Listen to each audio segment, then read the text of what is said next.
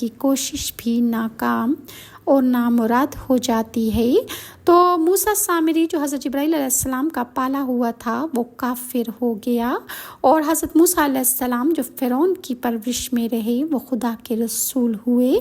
اس کا راز یہی ہے کہ موسیٰ سامری اصلی شکی اور پیدائشی بدبخت تھا، تو حضرت جبرائیل علیہ السلام کی تربیت اور پرورش نے اس کو کچھ بھی نفع نہ دیا اور وہ کافر کا کافر ہی رہ گیا۔ اور حضرت موسیٰ علیہ السلام چونکہ ازلی سعید اور نیک بخت تھے، اس لیے فرعون جیسے کافر کی پرورش سے بھی ان کو کوئی نقصان نہ پہنچا۔